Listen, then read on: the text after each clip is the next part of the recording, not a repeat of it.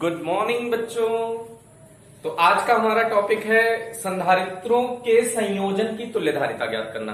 क्या पढ़ने वाले हम लोग? संधारित्रों के संयोजन की तुल्यधारिता। जैसे हमने श्रेणी क्रम संयोजन पढ़ लिया था, उसका फॉर्मूला क्या आया था? जल्दी से रिपीट बोलो। 1/c तुल्य equals 1/c1 plus 1/c2 plus 1/c3 plus dot dot dot, अगर n संधारित्र जुड़े हो। और समांतर क्रम संयोजन का क्या फॉर्मूला आया था? c तुल्य बराबर c1 plus c2 plus c3 plus dot dot dot cn। तो इस तरह से हमने संधारित्र के ये दो फॉर्मूले पढ़े थे। लेकिन वो तो सारे, अगर एक पूरा जाल दिया हुआ है और सब श्रेणी क्रम में है तभी ये फॉर्मूला लगेगा। लेकिन हमारे लिए ऐसे न्यूमेरिकल्स नहीं मिलते हैं। हमें न्यूमेरिकल्स कैसे मिलते हैं? उसी न्यूमेरिकल में, सेम पर्टिकुलर न्यूमेरिकल में श्रेणी क्रम भी होगा और समांतर क्रम भी होगा। तो हम लोग उसका डिस्कशन करने वाले हैं कि जिसमें मिश्रण हो, जाल हो, दोनों टाइप के जो संयोजन है वो एक ही चित्र में आपको दिए गए हैं। तो तुल्यधारिता ज्ञात कीजिए।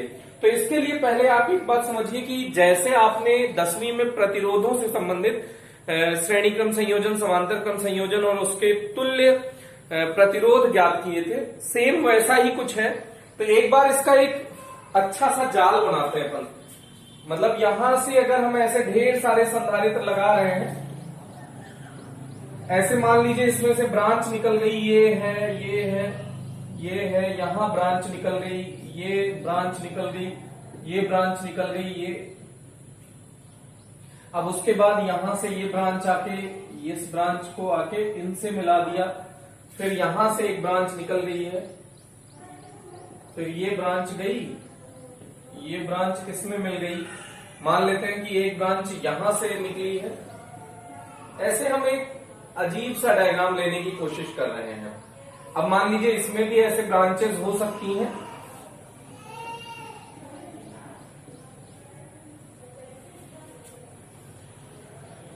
एक आध संधारित्र और लगा दिया तो ये हो गया। अभी और बहुत सारे आप ब्रांच बना सकते हैं, जैसे यहां से ऐसे बना दिया,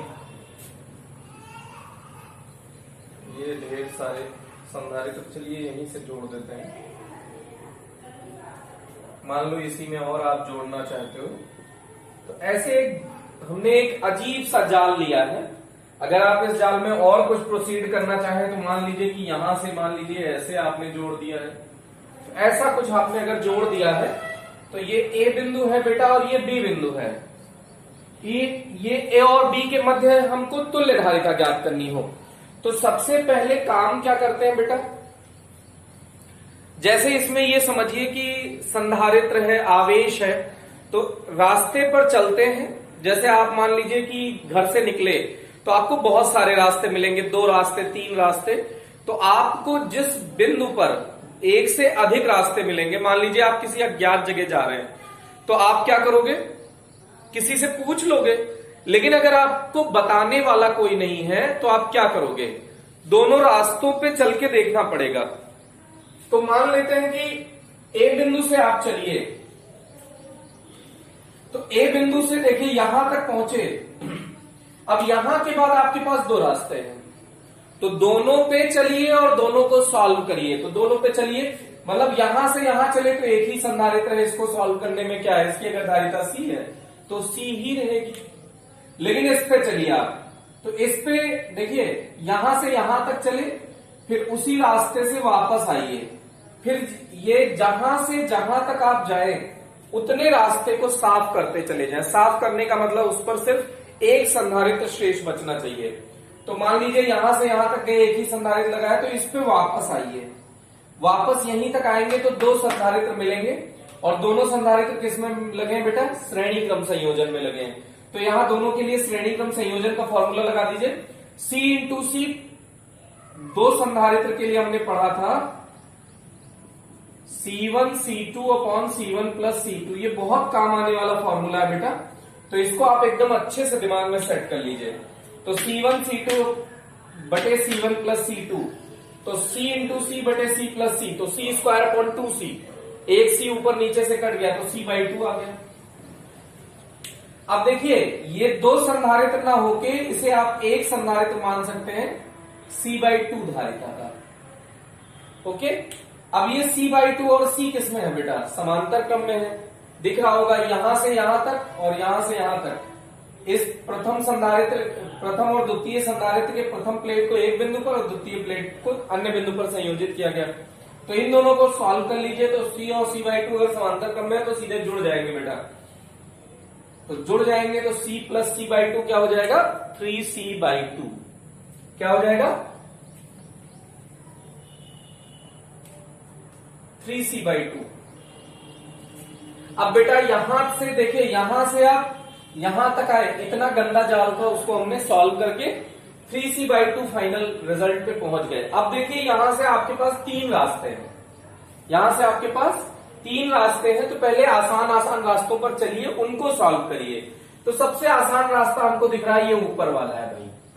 तो C और C श्रेणी क्रम में, देखिए यहां से यहां तक चले, अगर रास्ता बदलने की जरूरत ना पड़े, रास्ता कितना भी घुमावदार हो, जैसे इधर देखिएगा, ये रास्ता बहुत घुमावदार है, गंदा सा है, लेकिन यहां कोई भी संधारित्र इस गंदे से रास्ते पे लगे मिलेंगे तो ये श्रेणी क्रम में होंगे।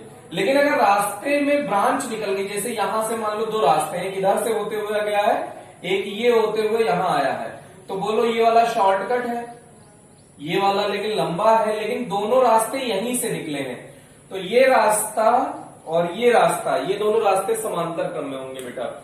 ऐसे ही आगे देखिए, मान लीजिए ये एक रास्ता कितना भी ऐसे घुमावदार ऐसे चला गया हो, ये एक ही रास्ता है। इसमें जितने संधारित्र, मान लो यहां संधारित्र लगा दिए, यहां संधारित्र, यहां संधारित्र, यहां संधारित्र, यहां संधारित्र, तो ये सब श्रेणी क्रम में लगे हैं।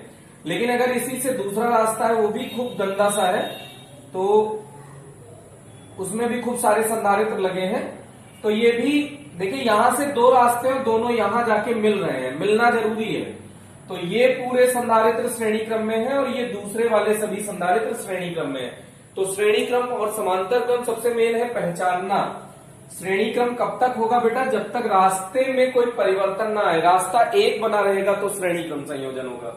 तो यहां से यहां तक एक ही रास्ता है, भले घुमाव है, तो श्रेणी क्रम संयोजन अगर C धारिता है तो C इंटू C बटे C प्लस C, ये तुल्य धारिता का फॉर्मूला हो गया। तो इसका क्या आ जाएगा रिजल्ट, C इंटू C बटे C प्लस C, तो C²/2C, C²/2C, C से C कट गया, ये C/2। तो ये 2 संधारित्र ना मान के आप C/2 का एक संधारित्र मानिए। यहां भी एक और लगा दीजिए, तो थोड़ा सा समझने में आसानी होगी। फिर इसके बाद देखिए यहां तक आ गए, यहां से यहां तक एक संधारित्र। अब यहां से आपको कितने रास्ते मिल रहे हैं, तो आंसर है 2। तो चाहे ऊपर वाले पे जाए चाहे नीचे वाले पे जाए, दोनों रास्ते फाइनली एक बिंदु पर मिलते हैं, मिलना जरूरी है बेटा। तो देखिए अगर इसकी धारिता C है तो इसकी तुल्य धारिता कितनी हो जाएगी, C/2। तो एक संधारित्र आप मिटा दीजिए और ये C/2। अच्छा, ये धारिता C और C है, तो इनकी तुल्य धारिता क्या हो जाएगी बेटा, एक संधारित्र आप हटा दीजिए और ये C धारिता का था, लेकिन दोनों संधारित्र के संयोजन की धारिता C/2 है। अच्छा, ये C/2 किसमें है बेटा, समांतर क्रम में है। तो समांतर क्रम में है तो इसकी तुल्य धारिता कितनी हो जाएगी बेटा, C/2 का योग होता है C। तो ये हो गया। अब उसके बाद देखिए यहां C/2, यहां C, अब यहां एक संधारित्र और लगा है। मान लो कि अगर ये C/2 धारिता, वो सॉरी कुछ भी मान लीजिए, कुछ C धारिता का इसे भी मान लीजिए आप, तो अब ये C/2, C और C, ये तीनों किसमें है बेटा, समान श्रेणी क्रम में। तो श्रेणी क्रम का फॉर्मूला क्या होता है, अगर 2 से अधिक संधारित्र हो तब C1 C2 upon C1 plus C2 नहीं लगाएंगे, तब वही 1/C equals 1/C1 plus 1/C2 plus 1/C3। तो ये क्या हो जाएगा बेटा, इसका तीनों का तुल्य क्या आ जाएगा, देखो 1/C1 कितना है, C/2, तो 2 पलट के ऊपर चला जाएगा, प्लस 1/C2 प्लस 1/C3, ये 1/C तुल्य आया है। तो ये क्या आ जाएगा, C एलसीएम आ जाएगा 2 प्लस 2, यहां 1 1 हो जाएगा, तो 2 प्लस 2 कितना हो गया, 4/C। तो इसका रिजल्ट आ गया C/4। तो इस पूरे संयोजन को एक संधारित्र से लगाइए और उसका धारिता C/4 लिखिए। तो ये मिटा दिया हमने, इसी को हम C/4 कर देते हैं। तो देखिए इतना अजीब सा जाल था यहां से यहां तक, वो कितने धारिता का है, C/4 धारिता का है। फिर ऐसे ही यहां पे भी देख लीजिए बेटा, एक धारिता और लगा दो जिससे कि थोड़ा सा देखने में सही लगे। अब देखो बेटा, अगर ये C यहां से चलो दूसरे एक रास्ता तुमने यहां से वहां तक साफ कर दिया ना, अब दूसरे रास्ते पे चल के दूसरे रास्ते को भी साफ करो। तो दूसरे रास्ते पे यहां से यहां तक ही 2 रास्ते हैं, फिर उसके बाद यहां से फिर से 3 रास्ता बना है।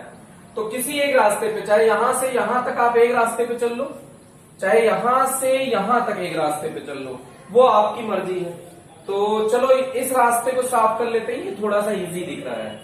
तो अगर C और C धारिता के 2 संधारित्र हैं, तो ये श्रेणी क्रम में है, तो श्रेणी क्रम का फॉर्मूला क्या हो जाएगा, C/C+C। तो C²/2C, तो C/2 आ जाएगा। तो इसको मिटा के यहां C/2 लिख लो। और ये C और C संधारित्र की धारिता है, तो C²/2C, तो इसका भी आ जाएगा C/2। तो ये भी एक संधारित्र मिटा के इसको भी C/2 लिख लो। C/2 किसमें लगे बेटा, समांतर क्रम में। समांतर क्रम में धारिता सीधे सीधे जुड़ जाती है, तो C/2 क्या हो जाएगा, C। तो अब इसे C धारिता का लिख दो। अब C और C श्रेणी क्रम में जुड़े हैं, तो C और C श्रेणी क्रम में जुड़े हैं, तो वही C1C2/C1+C2, तो C²/2C, तो C/2 फिर से आ गया। तो ये पूरा इतना बड़ा तार हमने सॉल्व कर लिया, उसका भी रिजल्ट कितना आ गया, C/2। अब उसके बाद देखिए बेटा, यहां से आप चले यहां तक, और यहां से यहां तक जाए, यहां से यहां तक चले जाएं। मान लो कि थोड़ा सा कैलकुलेशन को इजी बनाने के लिए आप इसको ऐसे मान सकते हो कि C के तीनों धारिता के संधारित्र हैं, तो ये रिजल्ट क्या आ जाएगा, C/3 2C मान लो, थोड़ा सा कैलकुलेशन इजी हो जाएगी। ऐसे 2C तो 1/2C श्रेणी क्रम में है, तो क्या हो जाएगा, 1/C तुल्य बराबर 1/2C plus 1/2C plus 1/2C, तो 2C एलसीएम हो गया।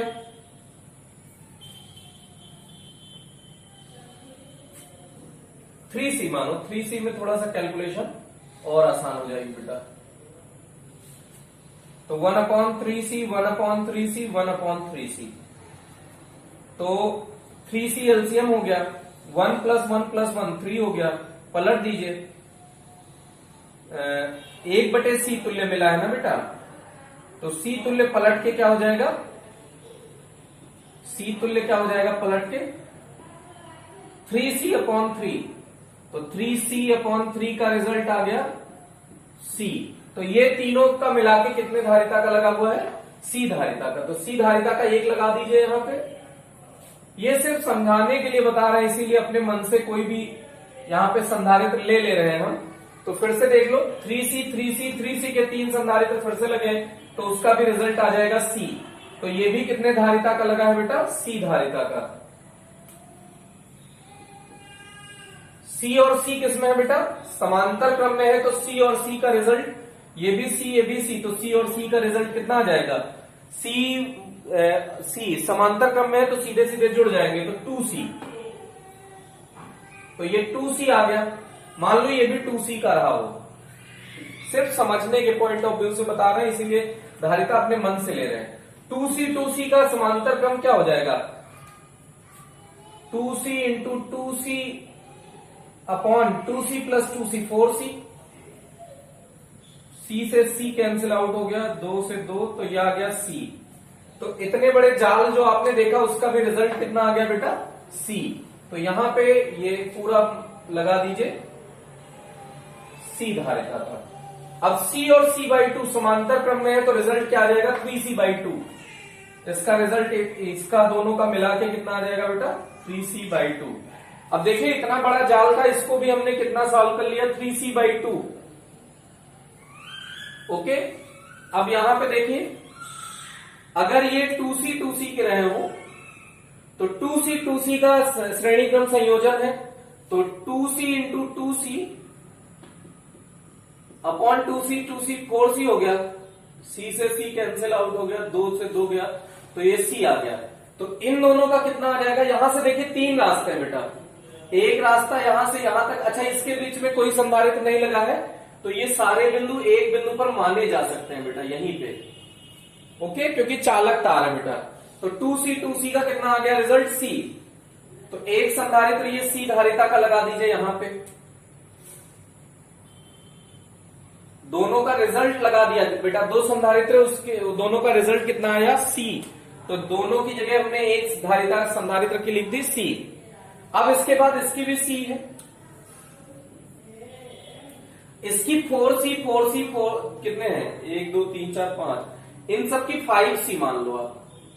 5C धारिता है बेटा। धारिता अलग अलग हो सकती है, ये सिर्फ अपनी सुविधा के लिए हम अपने हिसाब से रिजल्ट ले रहे हैं, जिससे कि कैलकुलेशन थोड़ी इजी हो जाए। आपको सिर्फ समझाने का पर्पज है हमारा। तो ये कितना हो गया बेटा?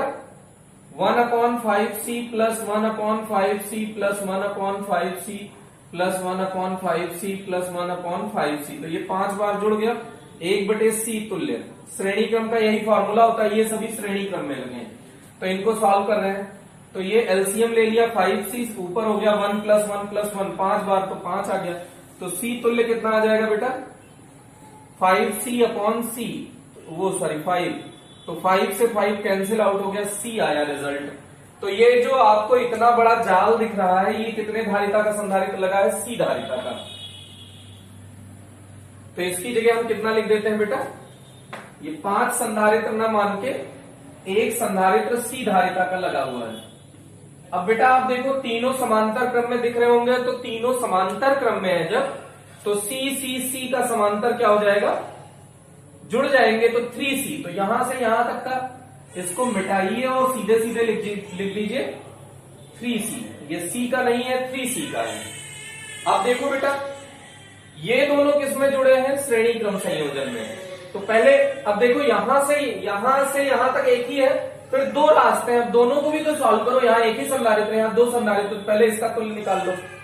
तो 3C/2 into 3C upon 3C/2 plus 3C, यही तो होता है तुल्य का बेटा फॉर्मूला। तो ये क्या हो जाएगा? 9C² अपॉन 2 अपॉन 2 एलसीएम ले लो इसका भी। तो ये 3C प्लस 6C। तो ये 2 से 2 कैंसिल आउट हो गया बेटा। 9C² अपॉन 3 और 6, 9C आ गया। तो 9C से ये कट के कितना आ गया? C। तो ये इन दोनों का तुल्य कितना लिख सकते हैं डायरेक्ट बेटा? C। तो ये हमने लिख दिया C संधारित्र की धारिता है। अब ये C और C/4 समांतर क्रम में, तो सीधे जुड़ जाएंगे। C प्लस C/4 हो जाएगा, इन दोनों का तुल्य। तो कितना आ गया? 5C/4। तो अब इन दोनों की जगह पे एक संधारित्र लगा दीजिए 5C/4 का। ये आ गया 5C/4 का। अब देखिए ये दोनों किसमें है बेटा? ये और ये श्रेणी क्रम में है। तो श्रेणी क्रम की तुल्य धारिता क्या होगी? C1C2/C1 plus C2। देखिए यहां से और वहां तक दो ही संधारित्र हैं और दोनों का तुल्य आप निकाल सकते हो, दोनों श्रेणी क्रम में। तो श्रेणी क्रम का तुल्य निकाल लो। 3C/2 5C/4 upon 3C/2 plus 5C/4। फिर से आप एलसीएम ले लो, पहले नीचे मल्टीप्लाई कर दो, 8 हो गया और 5 के 15C²। इसको भी सीधा सीधा गुणा ही कर लो। वैसे 4 एलसीएम हो जाता, लेकिन 8 कर दो जिससे कि कट जाए। तो ये तिरछा गुणा कर दीजिए, 12C प्लस 10C। तो ये 8 से 8 कैंसिल आउट हो गया, 15C² अपॉन 12 10 22C। C से C कैंसिल आउट हो गया, 15C/22। तो जो इतना बड़ा जाल आपको बोर्ड पे हमने शो किया है, इतना बड़ा कोई भी क्वेश्चन ही आपको नहीं मिलेगा पूरे चैप्टर में। हमने सिर्फ ये दिखाया है कि कितना भी कॉम्प्लिकेटेड डायग्राम हो, उसे आप एक सिरे से अगर सॉल्व करना चाहें और लास्ट सिरे तक पहुंचेंगे तो वो डायग्राम सॉल्व हो जाएगा। तो देखिए इतने कॉम्प्लिकेटेड डायग्राम का रिजल्ट कितना आया? 15C/22। 15C/22। इसी डायग्राम को आप फिर से एक बार बनाएंगे खुद से, और खुद से फिर से इस जाल को सॉल्व करने की कोशिश करिए। ये जाल सॉल्व करने से आपको एक फायदा मिलेगा कि आपकी बहुत खतरनाक वाली प्रैक्टिस हो जाएगी। मतलब अगर इतना बड़ा जाल तो आपको बीएससी में भले देखने को मिले, 12th लेवल पे तो नहीं मिलेगा, आईआईटी लेवल पे तो नहीं मिलेगा। तो आप इससे क्या होगा कि आपका फॉर्मूले का एप्लीकेशन बड़ा शानदार हो जाएगा। इतने बड़े जाल में आप कहीं फॉर्मूला गलत लगा दोगे तो आंसर गलत हो जाएगा। इसलिए आपका इस न्यूमेरिकल को प्रैक्टिस करने से फायदा क्या होगा, इस टाइप के न्यूमेरिकल आपको बहुत आसान लगने लगेंगे। जैसे कि आपको एक 13th न्यूमेरिकल में एग्जाम्पल 13th है उसको दिखा रहा हूं। ये बुक का एग्जाम्पल नंबर 30 है बेटा, 13। इसको देखिए क्या कह रहा है। एक P पॉइंट है, यहां से एक 10 माइक्रोफेरेड का लगा हुआ है और 20 माइक्रोफेरेड। अब यहां तो वैल्यू दी है, कैलकुलेशन और आसान हो जाएगी। और उसके साथ ये 30 माइक्रोफेरेड का दिया हुआ है, 30 माइक्रोफेरेड। अब P और N, इसके बीच में ऑब्वियस एक बैटरी लगा रखी है, लेकिन उससे कोई फर्क नहीं है। बैटरी लगा रखी है P और N के बीच में, जैसे ऐसे जोड़ दिया है। ये बैटरी है, ये बड़ी प्लेट है बेटा, ये छोटी प्लेट है। तो P व N के मध्य तुल्य धारिता ज्ञात कीजिए। तो आप देखिए यहां से चलिए, यहीं पे दो रास्ते मिले, यहां जाके दोनों रास्ते एंड हो गए। तो ये दोनों किसमें है बेटा, समांतर क्रम में। समांतर क्रम में धारिता क्या होती है, सीधे सीधे जुड़ जाती है। तो 10 और 20 जोड़ दीजिए सीधे सीधे, 30 माइक्रोफेरेड हो गया। अब यहां 30 माइक्रोफेरेड ऐसे लिख दीजिएगा, कोई नाम लिख के कि ये C1 है, ये C2 है, क्योंकि आप डायरेक्ट बुक में आंसर नहीं लिख, वो कॉपी में आंसर डायरेक्ट नहीं लिख सकते अगर बोर्ड दे रहे हैं। और अगर आप एग्जाम कोई कंपटीशन का दे रहे हैं, ओरल आपको सिखा देंगे। तो देखिए 10 10 20 माइक्रोफेरेड हो गया, सॉरी 20 इसका और 10 इसका, 30 माइक्रोफेरेड और 30 समान श्रेणी क्रम में लगे हैं। तो 30 गुणा 30 बटे 30 प्लस 30, 30 गुणा 30 बटे 30 प्लस 30, 60। तो 30 दूनी 60, 15 माइक्रोफेरेड इसका आंसर है।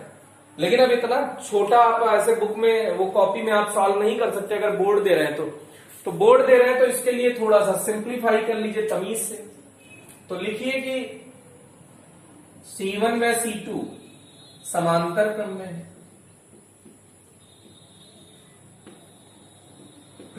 अतः 1/C तुल्य मान लीजिए, C मान लो, 1/C1 प्लस, सॉरी समांतर क्रम में सीधे सीधे जुड़ जाते हैं। तो C तुल्य क्या हो जाएगा, C1 प्लस C2। तो 10 प्लस 20, 30 माइक्रोफेरेड हो गया। अब लिख दीजिए C तुल्य, इसकी जगह एक C तुल्य लगा सकते हो और C3, वह C3 श्रेणी क्रम में।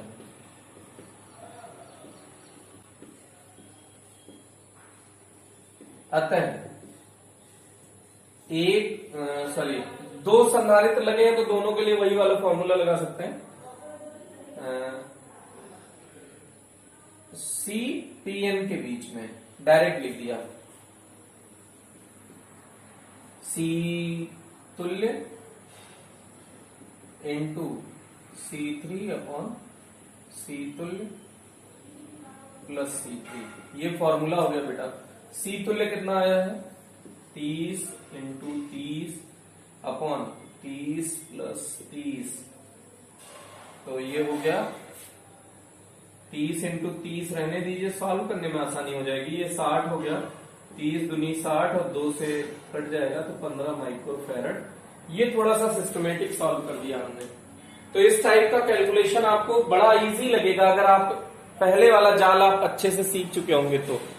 तो बेटा इसको वीडियो पॉज करके जल्दी से नोट करो, और इसके बाद हम आपको कोई भी न्यूमेरिकल खुद से ट्राई करने के लिए बोलेंगे।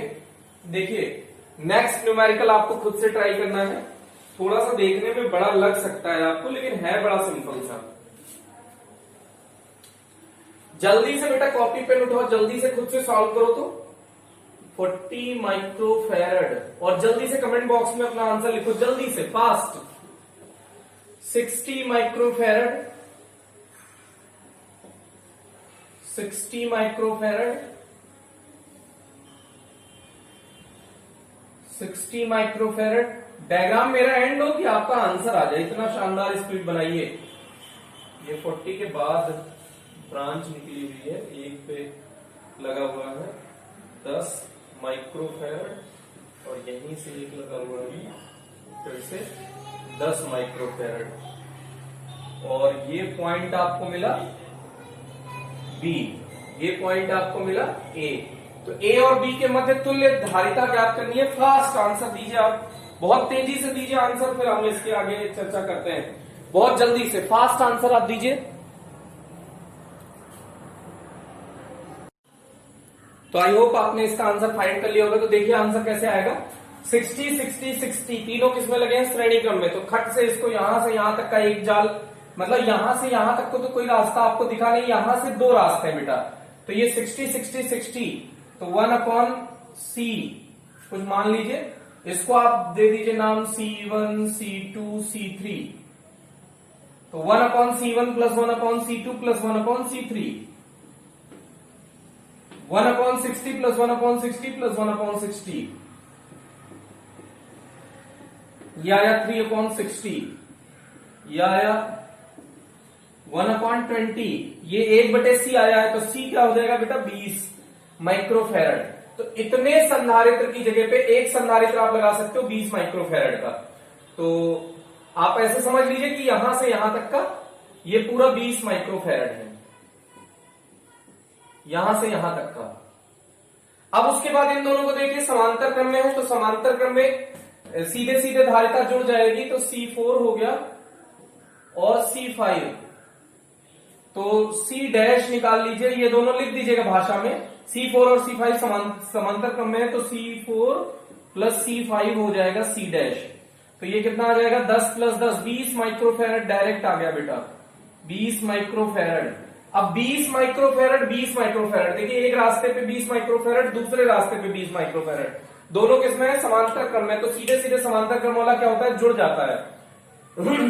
तो ऐसे लिखिए C व C डैश समांतर क्रम में है, इसको आपने C निकाला है, और इसका जो समांतर क्रम आप निकालोगे ये फाइनली कितना आ जाएगा C डैश, वो कितना आया है 10 माइक्रोफैरड। ये सिर्फ आपको ऐसे चित्र में समझा रहा है बेटा, ये दोनों किसमें है, समांतर क्रम में है, सॉरी 10 10 20 माइक्रोफैरड।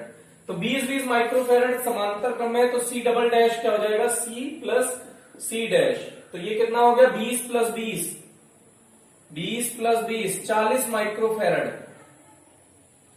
और ये कितना तक मान चुके हैं, C6 मान लीजिए, C6। तो C6 और C डबल डैश श्रेणी क्रम में, देखिए यहां से चले, इस पूरे को मिटा के आप कितने का लिख देंगे 40 माइक्रोफैरड, और यहां पहुंच जाएंगे तो 40 माइक्रोफैरड, और ये पूरा इतना बड़ा जाल कितने का है 40 माइक्रोफैरड। 40 माइक्रोफैरड 40 माइक्रोफैरड किसमें है, श्रेणी क्रम में है। तो ऐसे लिख सकते हैं C6 व C डबल डैश श्रेणी क्रम में है। अतः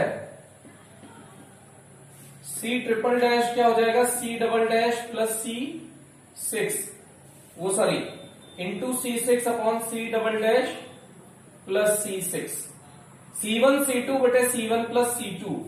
तो 40 इंटू 40 प्लस अपॉन 40 प्लस 40 80 हो गया, तो 40 2 जा 80 2 20 जा, तो ये 20 आ गया। इस पूरे जाल का ए बी के मध्य तुल्य धारिता कितनी आ गई, ए व बी के मध्य तुल्य धारिता कितनी है, ए व बी के मध्य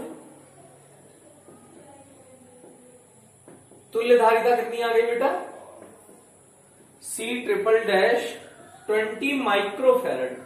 ये मात्रक सब में लिख दीजिएगा आप।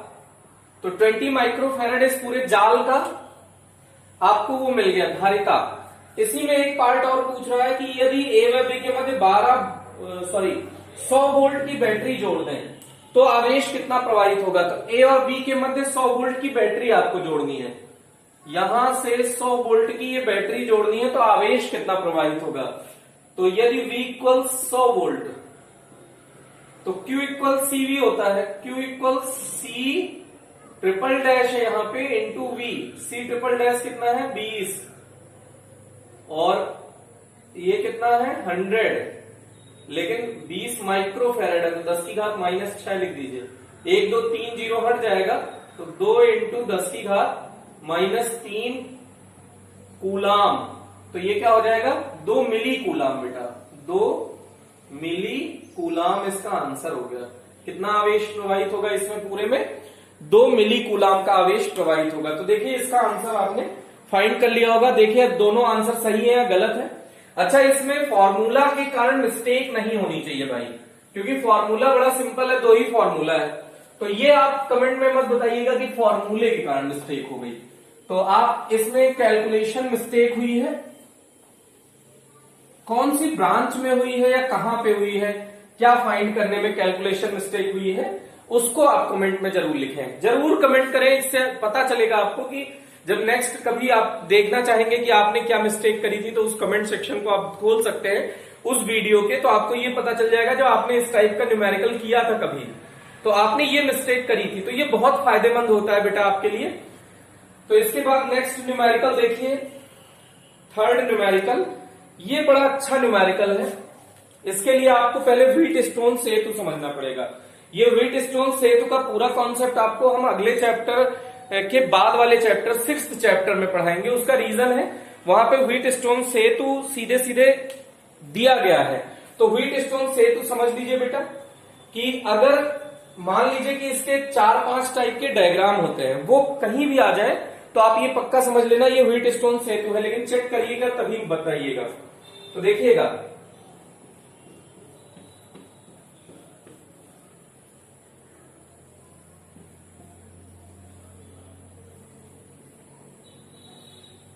ये पहला डायग्राम इस टाइप का हो सकता है, दूसरा डायग्राम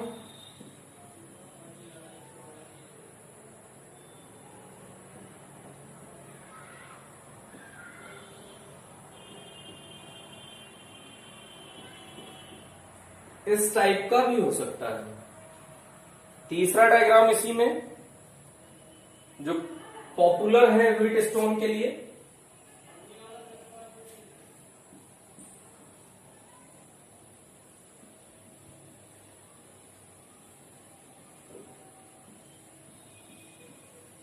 ये व्हीट स्टोन के लिए बेटा पॉपुलर डायग्राम है। ये ए बी ए,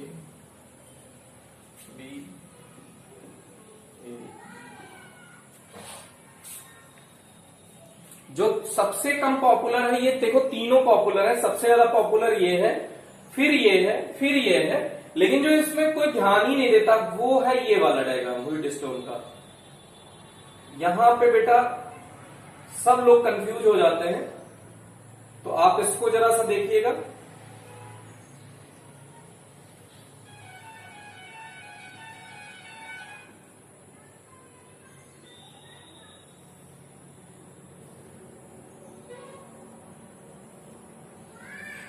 ये वाला,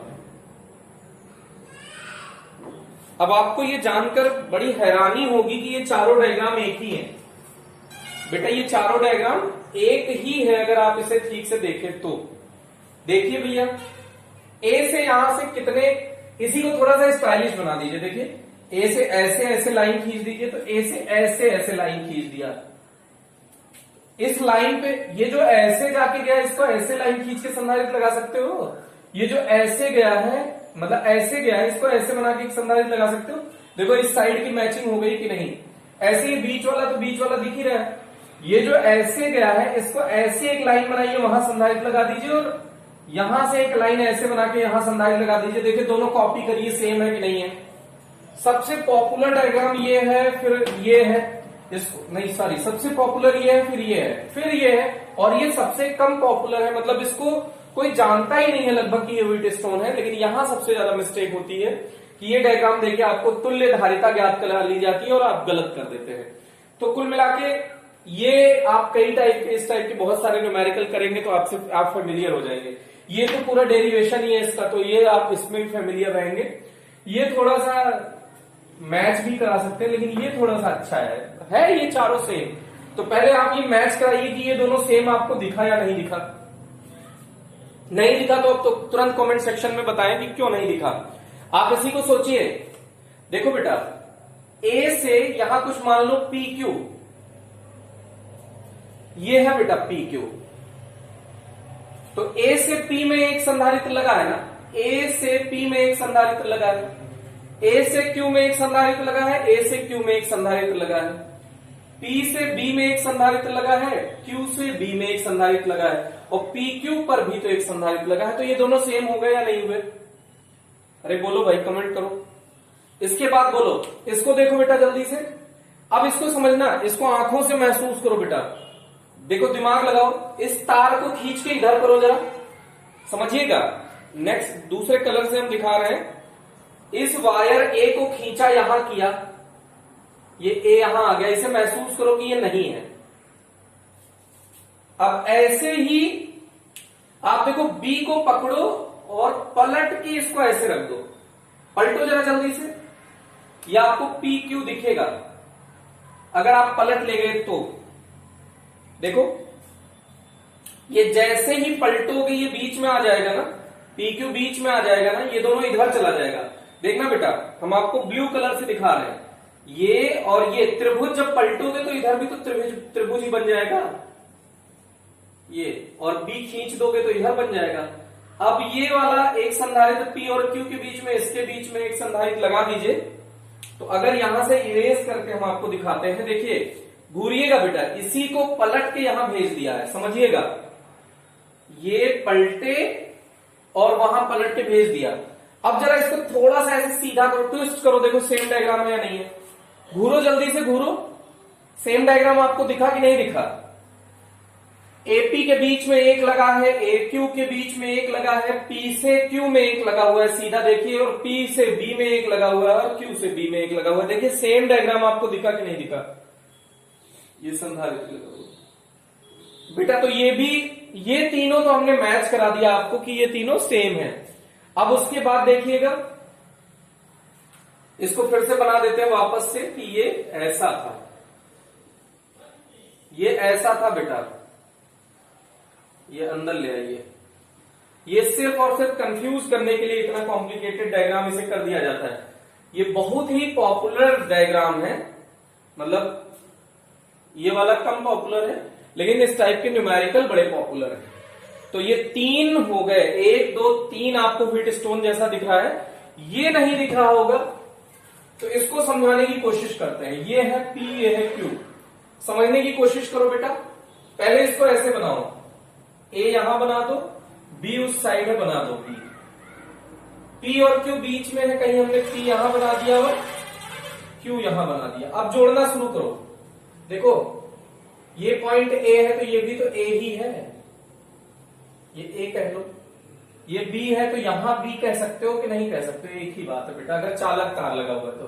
देखो A से P में एक संधारित्र जुड़ा है कि नहीं, तो A से P में एक संधारित्र जोड़ दीजिए।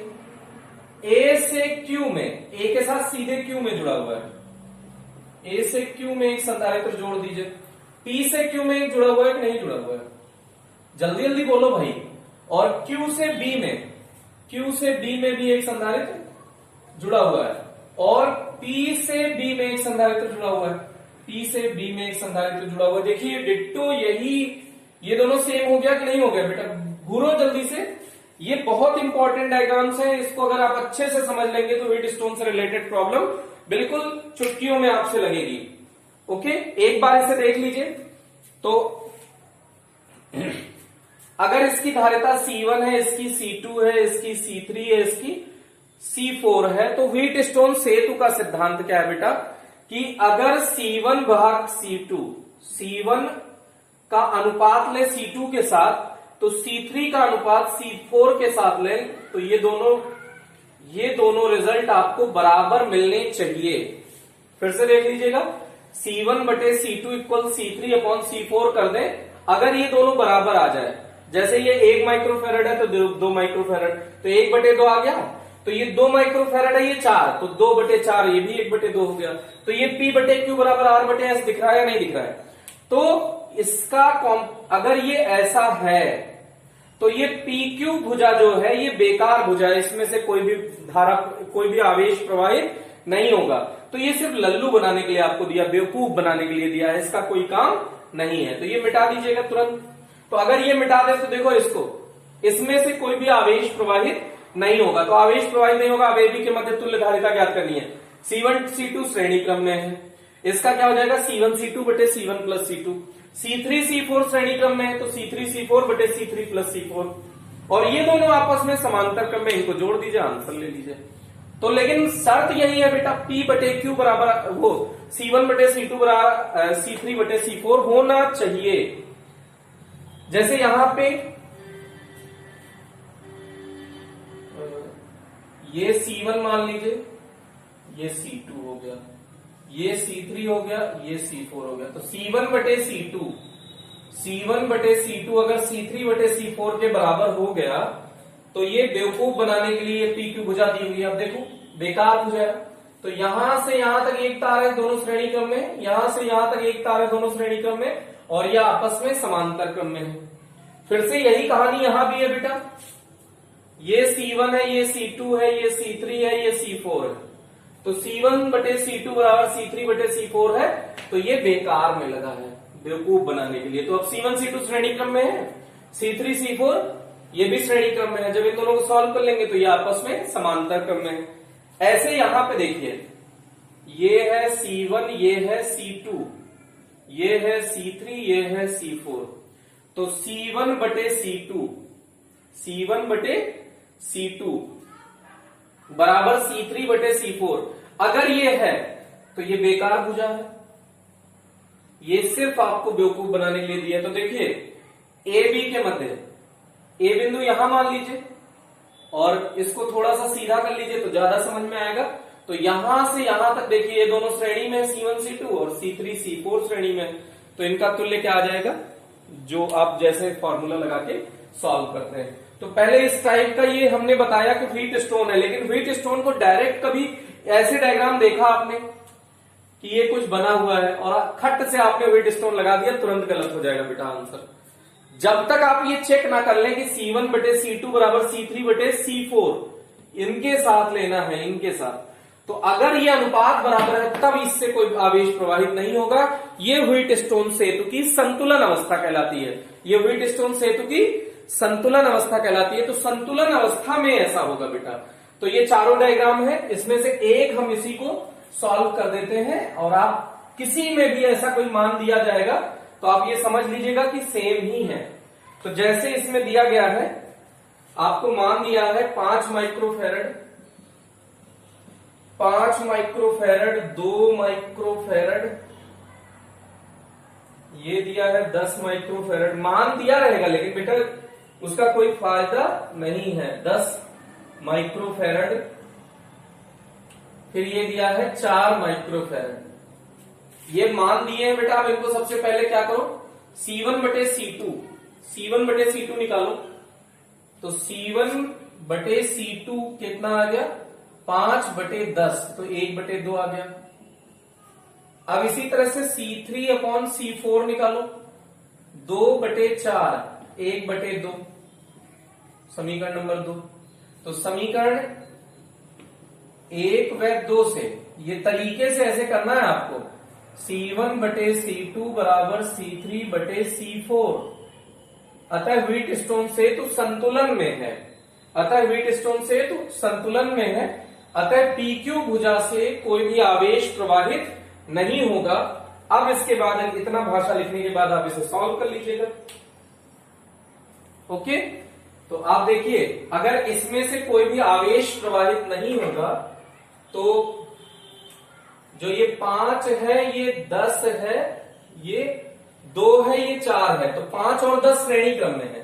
तो 5 और 10 श्रेणी क्रम में है, तो C हो जाएगा C1 C2 बटे C1 plus C2, C1 C2 बटे C1 प्लस C2। तो 5 गुणा 10 बटे 5 प्लस 10 15, तो ये 50 हो गया, 5 से काट दीजिए, 5 से 15, 5 दूनी 10, तो 10 बटे 3 आ गया, ये C आ गया। इसका आप निकाल लीजिए, C डैश निकाल लीजिए। अब इनका 2 और 4 भी श्रेणी क्रम में है, तो C डबल डैश क्या हो जाएगा, C3 C4 upon C3 plus C4। तो C3 कितना है, 2 गुणा 4 बटे 2 प्लस 4, 6, 2 3 6, 4 बटे 3,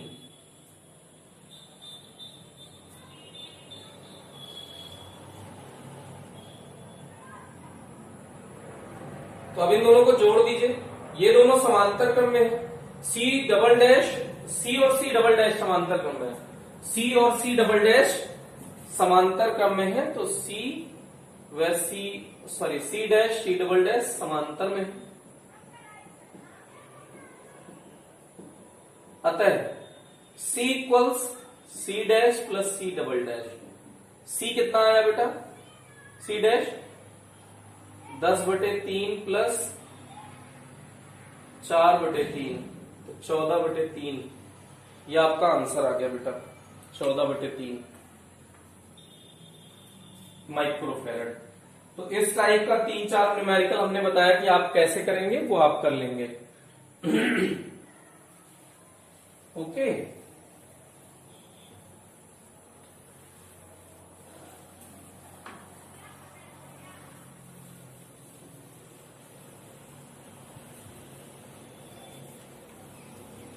इस 4 टाइप के में से कोई सा भी टाइप आपको दिख जाए तो तरीका यही सेम है बेटा।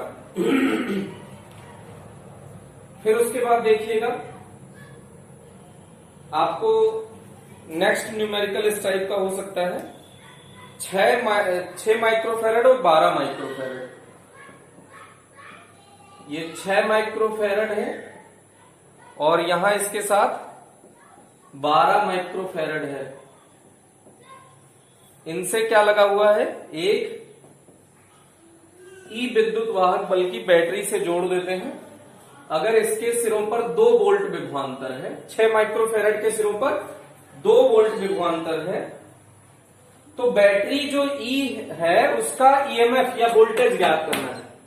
तो आप एक बात जानते हैं कि श्रेणी क्रम संयोजन में दोनों आवेश, दोनों संधारित्र किसमें है, श्रेणी क्रम संयोजन में। तो पहले तुल्य धारिता ज्ञात कर लीजिए। 6 माइक्रोफैरड व 12 माइक्रोफैरड की तुल्य धारिता। आप जल्दी से कमेंट करके बताइए भाई। देखिए इसका तरीका हम एक बार बता देते हैं। इन दोनों का तुल्य धारिता ज्ञात कर लीजिए। अच्छा, श्रेणी क्रम संयोजन में आवेश का मान समान रहता है, तो तुल्य धारिता मिल गई तो आवेश मिल जाएगा Q बराबर CV से। तो अगर Q बराबर CV से आवेश मिल गया तो अब इसके सिरों पर आप टोटल बता सकते हैं कि 6 माइक्रोफैरड है और 2 वोल्ट है, तो इससे कितना आवेश जा रहा है तो उतना ही आवेश इससे जा रहा होगा। तो अगर आवेश का मान मिल गया, धारिता पता है, तो विद्युत वाहक बल इतने का निकाल लेंगे और दोनों को जोड़ देंगे, आंसर आ जाएगा। एक बार फास्ट खुद से करने की कोशिश करो बेटा, वीडियो पॉज करके, फिर उसके बाद हमारा आंसर देखें। तो हम अब आपने कर लिया होगा आई होप, तो आप इसके आगे देखें। इन दोनों की तुल्य धारिता क्या होगी, C इक्वल्स, इसको कोई नाम दे दीजिए C1, इसको C2।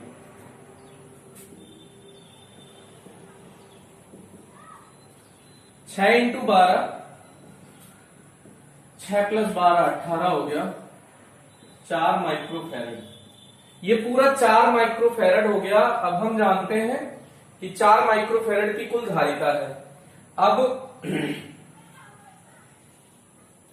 अगर हम कहें इसके थ्रू, पूरे के थ्रू 4 माइक्रोफैरड की कुल धारिता है, अब आवेश का मान समान होता है। आवेश का मान इससे पहले निकाल लो बेटा। यदि C1 बराबर दिया है 6 माइक्रोफैरड और V दिया है 2 वोल्ट, तो Q इक्वल C1, ये V1 मान लो, तो C1 V1, तो ये 6 इंटू 2 12 माइक्रोकूलाम आवेश हो जाएगा।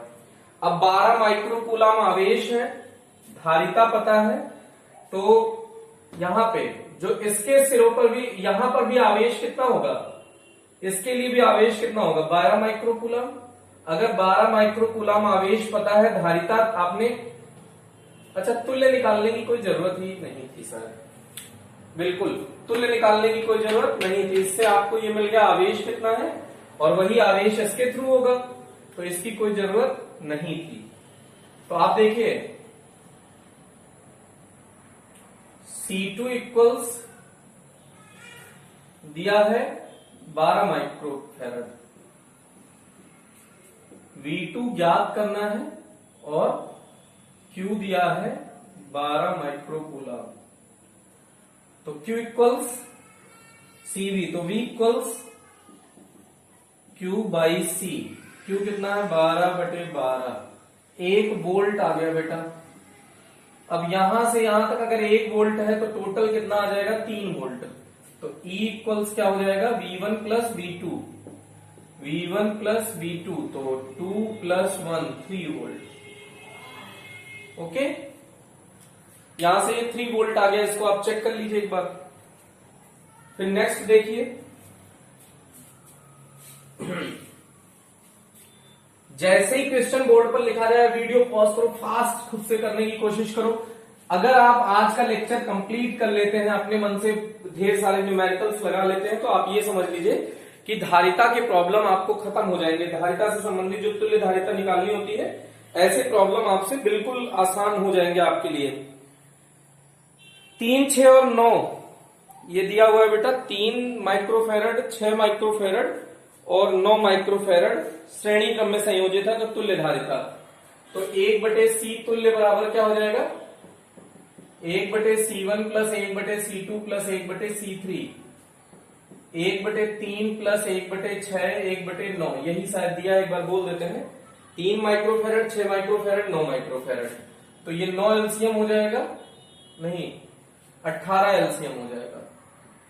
18 एलसीएम हो गया तो 3 6 18, 6 3 18, 9 दूनी 18, तो 6 3 9 2 11, 6 3 9 2 11/18, ये 1/C तुल्य आया। तो C तुल्य क्या आ जाएगा बेटा 18/11 माइक्रोफेरड। ये आंसर हो गया आपका। तो इसके बाद एक और न्यूमेरिकल देखिए जल्दी से। ये तो ऐसे ही था, बीच में रिफ्रेशमेंट के लिए आप ये समझ सकते हो। इसके बाद नेक्स्ट न्यूमेरिकल देखो आप बेटा,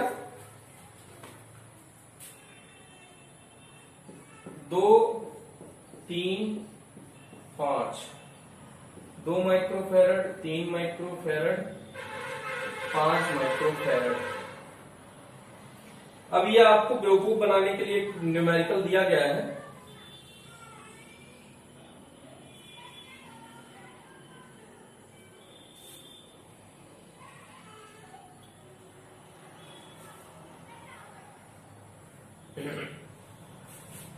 अब इसमें सबसे देखने के बाद ये व्हीट स्टोन लगा होगा खट्ट से, आपको जल्दी से सॉल्व करो, जल्दी से इसका आप आंसर बताओ, फिर हम लोग चर्चा करते हैं। जल्दी से आंसर बताओ बेटा। अब अगर आपने ट्राई किया होगा वीडियो पॉज करके, तो आप देखिए उसको कैसे होगा। ये व्हीट स्टोन ही नहीं है, पहली बात यहां संधारित्र ही नहीं लगे हैं, तो इस टाइप की प्रॉब्लम को वायर प्रॉब्लम बोलते हैं। वायर प्रॉब्लम बोलते हैं। यहां पे आप वायर का नाम दे दीजिए, एक वायर लगा हुआ है और ये दूसरा वायर लगा हुआ है, तो 2 वायर लगे हैं, तो इस पॉइंट का नाम दे दीजिए 1, तो इस पॉइंट का नाम भी होगा 1। ऐसे यहां ये पॉइंट 2 है, तो ये भी पॉइंट 2 है, क्योंकि ये एक वायर है और ये दूसरा वायर है। तो अब आप देखिए 1 नंबर और 2 नंबर, 2 पॉइंट है आपके पास, 1 2 1 2 ही तो आपको दिख रहा है। अगर तीसरा वायर होता तो थर्ड वायर लिख देते। अब 1 और 2 के बीच में देखिए, 1 और 2 के बीच में एक संधारित्र जुड़ा है, इसको टिक कर दिया करिए, जिनको कर दें उनको टिक कर दें। कितना इसकी धारिता है 2 माइक्रोफेरड। फिर 1 और 1 के बीच में कुछ नहीं है, तो 1 1 के बीच में, मतलब ये बेवकूफ बनाने के लिए तार लगा दिया है। 2 और 1 के बीच में 3 माइक्रोफेरड, 2 1 के बीच में 3 माइक्रोफेरड, और 1 और 2 के बीच में 5 माइक्रोफेरड, 5 माइक्रोफेरड। बेटा अब आप देखिए 2 और 2 के बीच में कुछ लगा है, तो 2 और 2 के बीच में एक चालक तार लगा है, उससे क्या फर्क पड़ेगा। मान लो ये चालक तार यहां ऐसे जोड़ दिया, ये एक पे ऐसे जोड़ दिया, तो ये कोई वो थोड़ी है कि मास्क बना दिया है कि दोनों कान पे लगा तो ये नाक पे आ जाए, ये आंख पे आ जाए और ये मुंह पे आ जाए। ये कोई मास्क थोड़ी बना रहा है, ये चालक तार है, तो चालक तार से चाहे एक तार निकाल दो यहां से, चाहे ऐसे गोल गोल करके ये पूरा तार बंडल ही बांध दो, उससे क्या फर्क पड़ेगा। तो ये सिर्फ बेवकूफ बनाने का न्यूमेरिकल है। तो ये तीनों समांतर क्रम है, समांतर क्रम में तुल्य धारिता C तुल्य, तीनों जुड़ जाएंगे, 3 + 2 + 5 3 8 और 2 10 माइक्रोफेरड। इसका आंसर आ गया। तो ये टाइप का प्रॉब्लम आप थोड़ा सा इससे अलर्ट रहिएगा, ये पूरा टेंशन दे सकता है, आप इसे व्हीट स्टोन सोचेंगे और ये गलत हो जाएगा। तो इस टाइप के प्रॉब्लम का नाम क्या है बेटा? Wire problem. इसके बाद देखिएगा जल्दी से नेक्स्ट। हाँ, इस टाइप का देखिए बड़ा पॉपुलर, ये भी न्यूमेरिकल है बेटा।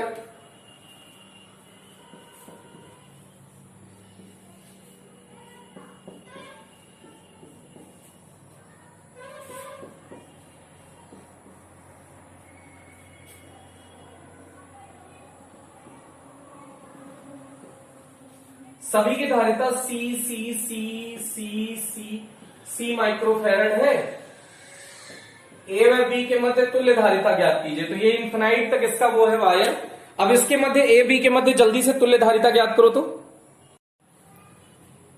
तो बेटा इस टाइप का न्यूमेरिकल बहुत पॉपुलर है। जैसे आपको ए और बी के मध्य तुल्य धारिता या कह लो इक्विवेलेंट कैपेसिटेंस फाइंड करना है। अगर इंग्लिश में आप कहेंगे तो क्या कहेंगे? ए और बी के बीच इक्विवेलेंट कैपेसिटेंस फाइंड कीजिए। अब आप देखने में आपको लगेगा कि इस टाइप का तो हम जिंदगी भर सॉल्व करते रह जाएंगे। तो इसका बहुत बढ़िया सिंपल सा आइडिया आपको बताते हैं। जैसे हम ये जानते हैं कि समुद्र होता है ना, तो समुद्र में बहुत सारे ऐसे लोटा लोटा पानी भर के दिन भर समुद्र से निकालते रहो, 10-20 साल तक निकालते रहो, कोई फर्क पड़ेगा क्या? तो ये समुद्र है। इनफाइनाइट रेजिस्टेंस बोले तो इनफाइनाइट कैपेसिटेंस, ढेर सारे कैपेसिटर लगे हैं, मतलब समुद्र है। तो इसमें क्या देखनी होती है? सबसे मेन सिमेट्री देखनी होती है, सममितता, कि वही चीज दोबारा रिपीट हो रही है, रेपिटेशन देखनी है। तो देखो बड़ा सुंदर सा रेपिटेशन है, एक संधारित्र एक संधारित्र, फिर देखो ये ऐसे ऐसे ऐसे ढेर सारे लगे होंगे। तो मतलब इसमें लोटा पहचानना सबसे जरूरी है कि कौन सा एक लोटा है। तो यहां से यहां तक एक लोटा हो गया, ये दूसरा लोटा हो गया, ये तीसरा लोटा, तो ढेर सारा लोटा पानी भरा हुआ है समुद्र में। अब ऐसे ऐसे इन्फिनाइट है बेटा।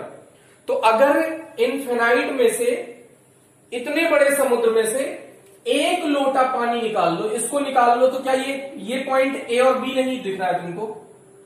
ए और बी जैसे अभी शुरू में देखो, अगर इसको ढक लो तो देखो ये ए बी ही तो दिख रहा है। ये वही सेम क्वेश्चन है या डिफरेंट क्वेश्चन हो गया बेटा? अभी भी सेम क्वेश्चन है। तो अगर हम इसको हम हटा लें, मान लेते हैं कि पहले इसको मान लीजिए कि लेट इस पूरे जो नेटवर्क है उसका कैपेसिटेंस कुछ भी मान सकते हैं आप, हम लोग एक्स मान लेते हैं। तो माना ए व बी के मध्य, या ऐसे लिख दीजिए दिए गए जाल का, दिए गए जाल को इंग्लिश में क्या बोलते हैं? नेटवर्क। जो गिवन नेटवर्क है, जाल की तुल्य धारिता हम x मान ले रहे हैं। तो अब इसका फिर से नेटवर्क बनाना है बेटा। फिर से देखिए, अगर इस पूरे का x होता तो एक लोटा पानी निकाल लिए आप, तो भी तो इस पूरे जाल का x ही होगा। फिर से समझने की कोशिश करो। जैसे इस पूरे नेटवर्क का कितना है इक्विवेलेंट रेजिस्टेंस, तुमने कितना मान लिया? x। तो अगर उसमें से एक लोटा ये पानी आप निकाल दो, तो अभी बचे हुए इसका भी तो x ही होगा कि नहीं होगा? भाई समुद्र है, समुद्र में से एक लोटा पानी निकाल लो तो समुद्र में पानी कम हो जाएगा क्या? अब ये मत कह देना कि समुद्र माइनस एक लोटा हो गया। तो ये हो गया, समुद्र में से एक लोटा पानी निकाल लोगे तो कोई फर्क नहीं पड़ेगा। तो देखिए इस पूरे जाल का कितना है? x मान लिया। तो अगर इसको ढक लो, अभी भी वही जाल है ना बेटा? तो अगर वही जाल है तो इसका भी तो x होगा। तो देखिए इसका नया डायग्राम क्या बन जाएगा? ये C हो गया, ये C हो गया, और इस पूरे का अगर हम कहें x है तो ये x लगा सकते हो ना, x कैपेसिटी का एक कैपेसिटेंस लगा दिया। ओके, अब ये आपको A पॉइंट है और B पॉइंट है। अब आपको इसी को सॉल्व करना है, बस इसको सॉल्व करिए, आंसर मिल जाएगा। ये ध्यान रखिए कि A B के बीच में आपने जो इक्विवेलेंट कैपेसिटेंस माना है वो कितना माना है? x मान रखा है। अच्छा ये दोनों देखो पैरेलल में दिख रहा है, कैसे पता चलेगा पैरेलल में? जैसे यहां से चलो अकेला है, यहां से दो रास्ते हैं, जैसे ही रास्ता मिले आपको वो दोनों किस में होंगे? पैरेलल में। तो यहां से दो रास्ते गए, दोनों आके एक पॉइंट पे मिल गए, तो इसका मतलब ये और ये पैरेलल में है। तो C व x समांतर क्रम में।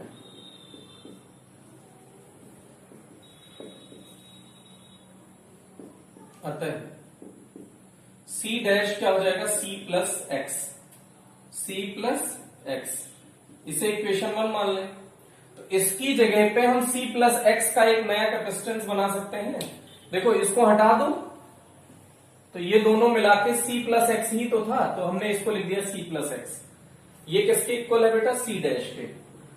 तो सी डैश और सी किस में है, सी और डी, सी डैश किस में है बेटा, देखो यहां से ऐसे एक ही रास्ता है पूरा, तो सीरीज में है, श्रेणी क्रम में है, तो इसको सॉल्व कर लीजिए। तो इसको सॉल्व कैसे करेंगे, सी ए बी, दो कैपेसिटर दो संधारित्र लगे हो तो फॉर्मूला क्या होता है, C1 C2 upon C1 plus C2। C1 कितना है C, C2 कितना है C प्लस एक्स, ऐसे मान लो C डैश कह दो, C into C dash upon C plus C dash. तो C कितना है, C ही है, C डैश कितना है C plus x upon C plus C dash. C कितना है बेटा, C ही है, C डैश कितना है, इनटू है ऊपर, सॉरी मल्टीप्लाई कर लगेगा, C प्लस एक्स। ओके, लेकिन ये सी ए बी के बीच आपने इक्विवेलेंट कैपेसिटेंस कितना माना है, तुल्य धारिता कितनी मानी है, एक्स मानी है, तो ये किसके इक्वल हो जाएगा, एक्स के। सबसे कॉम्प्लिकेटेड ये पॉइंट है बेटा कि सी ए बी के प्लेस पे भी एक्स ही रखना है आपको। अब आप इसको क्रॉस मल्टीप्लाई कर लो, पहले ऐसे थोड़ा सा रहने दीजिए, तो सी स्क्वायर प्लस सी एक्स, सी से एक्स का मल्टीप्लाई हुआ, सी सी 2c प्लस एक्स। अब इसका क्रॉस मल्टीप्लाई कर दो बेटा, 2cx, 2cx का मल्टीप्लाई हुआ 2c, अच्छा ये x है, 2c प्लस एक्स, तो 2c का x से मल्टीप्लाई हुआ 2cx, अब x का x से मल्टीप्लाई हुआ x स्क्वायर हो गया, equal c square plus cx। अब x का स्क्वायर इधर रहने दो, 2cx और इस cx को इधर ले आओ तो प्लस cx बचा। अब इस सी स्क्वायर को उधर ले जाओगे तो माइनस सी स्क्वायर इक्वल 0। अब ये सिंपल इक्वेशन नहीं है, इसको आपको श्रीधराचार्य सिस्टम से सॉल्व करना पड़ेगा। तो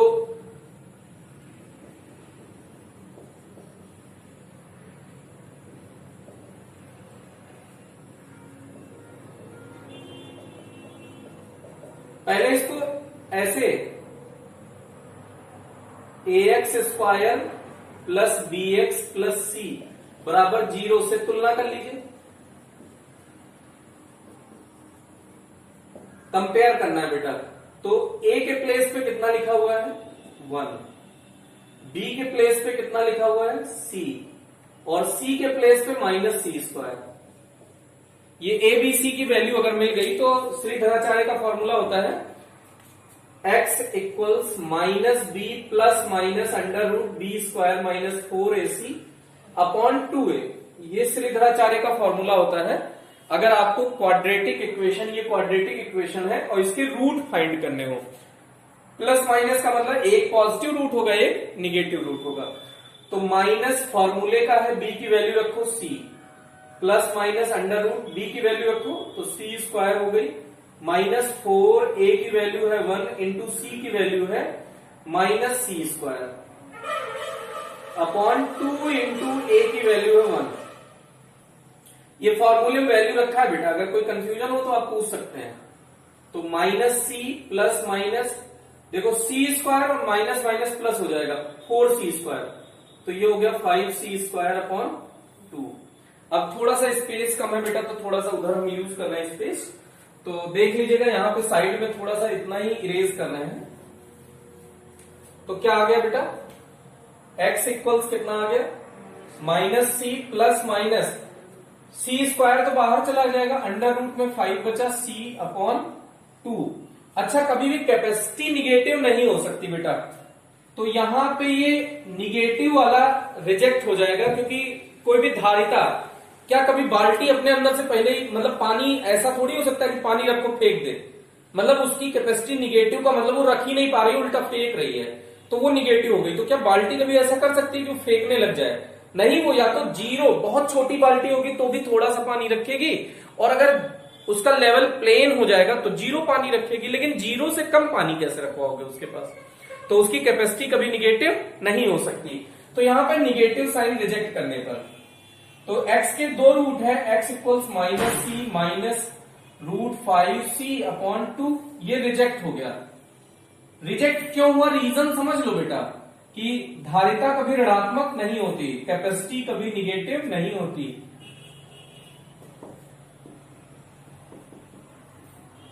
नहीं होती। तो इसका मतलब है कि धारिता अगर निगेटिव नहीं होती तो धारिता का दूसरा, ये x इसकी तुल्य धारिता ही है बेटा, तो धारिता मिल गई -c प्लस √5c/2। ये इसका आंसर हो गया फैरड। अगर माइक्रो में दिया है तो माइक्रो फैरड, अगर फैरड में दिया है तो फैरड हो गया। तो ओके, ये इस तरह से चेन वाला बहुत बड़ा वाला न्यूमेरिकल करने का ये तरीका था, इनफिनाइट रेजिस्टेंस वाला। तो इसको हम इरेज करते हैं, एक बार खुद से आप इसको ट्राई करिएगा। इस टाइप के न्यूमेरिकल में सिर्फ ये पहचानना सबसे इंपॉर्टेंट होता है कि एक लोटा पानी कहां से मिलेगा आपको, इसमें से। जैसे मान लो कि इसी में हम थोड़ा सा ट्विस्ट ला रहे हैं, ये हो गया। अब एक लोटा पानी, ये पूरा एक लोटा पानी है बेटा। अगर हम इसी में ट्विस्ट ला दें, यहां से इसको इरेज करके ऐसे कर दें, तो अब ये एक लोटा पानी है, यहां भी आपको लगाना पड़ेगा और यहां हटाना पड़ेगा। तो अब ये एक लोटा पानी है ये, तो इसको ढकिए, तो इसकी जगह पे ये पूरा एक x मान लेंगे आप। तो इस तरह से इसमें ट्विस्ट दिया जा सकता है, वो कोई फर्क नहीं पड़ेगा। आप अगर एक न्यूमेरिकल इस टाइप का समझ गए हैं तो आप ढेर सारे न्यूमेरिकल इस टाइप के सॉल्व कर सकते हैं। तो इसका नेक्स्ट न्यूमेरिकल आप देखें बेटा, काफी इजी न्यूमेरिकल हमने 2-4 और रख रखे हैं, जिससे कि आपको तुरंत आंसर, फास्ट कैलकुलेशन करने में फायदा मिले। तो देखिए, इसका एक न्यूमेरिकल तेजी से आपको ओरल आंसर बताना है, पेन उठाना नहीं है, फास्ट आंसर बताना है बेटा। फिर यहां से 4 माइक्रोफैरड, ये आपके लगे हैं 3 माइक्रोफैरड, 6 माइक्रोफैरड, 4 माइक्रोफैरड, 4 माइक्रोफैरड। ए और बी के बीच इक्विवेलेंट रेजिस्टेंस, इक्विवेलेंट कैपेसिटेंस, तुल्य धारिता बतानी है। फास्ट आंसर दीजिए, ओरल, बिना पेन चलाए जल्दी से आंसर बताइए बेटा। आई होप कि आपने सॉल्व कर लिया होगा, वीडियो पॉज करके आप आंसर जल्दी कमेंट सेक्शन में लिखें। देखिए, 3 और 6 श्रेणी क्रम में है, तो 3-6 का श्रेणी क्रम क्या हो जाएगा? श्रेणी क्रम का फॉर्मूला क्या होता है? C1 C2/C1 plus C2। तो 3 गुणा 6 बटे 3 प्लस 6, 3 6 18, 3 प्लस 6 9, 9 18 बटे 9, 2 आ गया। तो इस पूरे का रिजल्ट कितना है? 2। कैसे, यहां पर दिखा देते हैं। C' मान लो ये C1 हो गया, ये C2 हो गया, तो 3 × 6/3 प्लस 6 8, 3 प्लस 6 9, तो 2 माइक्रोफैरड आ गया इसका रिजल्ट। अब ऐसे ही ये C3 मान सकते हो, ये C4 मान सकते हो। तो फिर से ये दोनों श्रेणी में, सीरीज में है, तो C" क्या हो जाएगा? C1 C2/C1 plus C2, sorry C3 C4 C3 plus C4 क्या आ जाएगा? जल्दी से बताओ। 4 × 4/4 प्लस 4, 16/8 2। Very good. तो 4 × 4/4 प्लस 4 8, ये आया 2। तो ये 2 माइक्रोफैरड आ गया। इसका भी आंसर पूरे का 2 माइक्रोफैरड है। 2 माइक्रोफैरड 2 माइक्रोफैरड 2 माइक्रोफैरड किसमें है? पैरेलल में है। तो पैरेलल का क्या फॉर्मूला हो जाएगा? C1 plus C2। डायरेक्ट क्या आंसर आ जाएगा बेटा? C1 plus C2। तो C नेट, CAB के बीच का C नेट होगा C' plus C double dash, क्या आ जाएगा? 2 + 2 4 माइक्रोफैरड, इसका आंसर आ गया। तो ये सिर्फ प्रैक्टिस के पॉइंट ऑफ व्यू से था कि आप फास्ट आंसर कैलकुलेट करने की कोशिश करें। 4 माइक्रोफैरड, 4 हमने लिखना मेरे से छूट गया, तो 4 माइक्रोफैरड। इसके बाद नेक्स्ट देखो बेटा, जल्दी से next question. Copy pen, answer comment section में तुरंत बताओ। कॉपी पेन लिए बैठे रहो, फास्ट आंसर देना है आपको।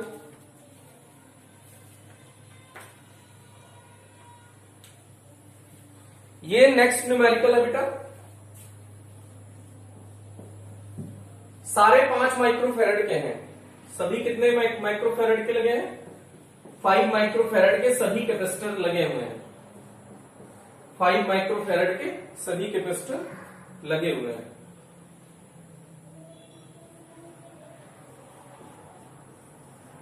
सारे कितने हैं? 5 माइक्रोफैरड 5 माइक्रोफैरड 5 माइक्रोफैरड।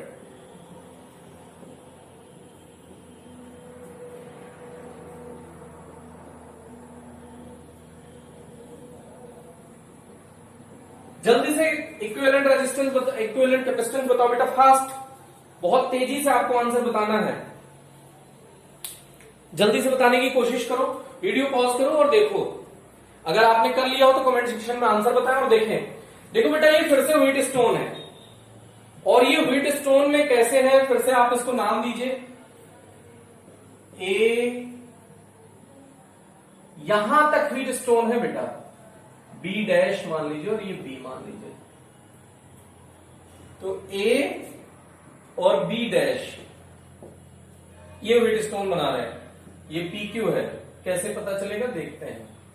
ए से क्यू के बीच में एक, हाँ पी क्यू यहां लिख दीजिए कुछ।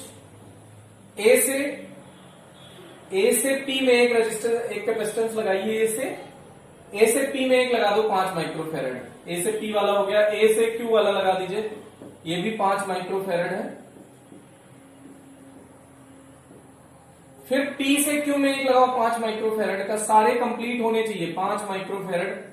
फिर उसके बाद Q से B डैश में, Q से B डैश में 5 माइक्रोफेरेड, और फिर कौन सा बच रहा है, P से B डैश में भी एक लगाना है 5 माइक्रोफेरेड का। अब इसके बाद एक यहां पे 5 माइक्रोफेरेड का और है, तो पहले इसका इक्विवेलेंट आप निकाल लो, उसमें ये सीरीज में दिख रहा है, आंसर आ जाएगा।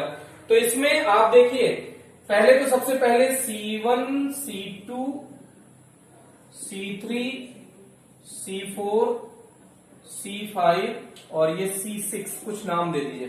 तो सबसे पहले अगर व्हीट स्टोन लिखता है तो क्या चेक करते हैं बेटा, C1/C2। C1/C2 कितना आ गया, 5/5, 1 माइक्रोफेरेड, इक्वेशन 1 मान लो। फिर C3/C4 कैलकुलेट करते हैं, 5/5, ये भी 1 माइक्रोफेरेड आ गया। तो from 1 and 2, C1/C2 equal C3/C4। ये किसकी कंडीशन है बेटा, व्हीट स्टोन की। अगर C1/C2 C3/C4 के इक्वल हो जाता है तो ये क्या हो जाएगा बेटा, व्हीट स्टोन बैलेंस हो जाएगा, संतुलन में होगा। तो ये इस ब्रिज से कोई भी आवेश प्रवाहित नहीं होगा, तो ये आपका बेकार हो जाएगा। अब इसके बाद इसको सॉल्व करो। C1 और C2 सीरीज में है, तो C डैश मान लीजिए C1 C2/C1 प्लस C2, तो 5 into 5/5 प्लस 5 10। तो ये क्या हो गया, 5 into 5/5 प्लस 5 10 हो गया, तो 5 2 10, 5/2, ये आंसर आ गया। ये C डैश आ गया इसका।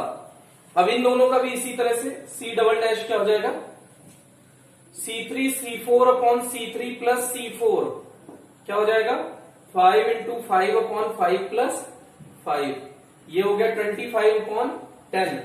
तो 25/10 ये भी आ गया 5/2। अब C और C डैश इनका इक्विवेलेंट निकाल लो। C डैश व C डबल डैश समांतर में है, अतः C ट्रिपल डैश क्या हो जाएगा बेटा, C dash plus C double dash. तो ये हो गया 5/2 प्लस 5/2, 2 एलसीएम हो गया 10/2, तो इसका आ गया 5 माइक्रोफेरेड। 5 माइक्रोफेरेड इस पूरे नेटवर्क का रिजल्ट आ गया। तो 5 माइक्रोफेरेड ये C ट्रिपल डैश, तो हम कह सकते हैं C ट्रिपल डैश व C6, इसको हमने नाम दिया है C6 श्रेणी में।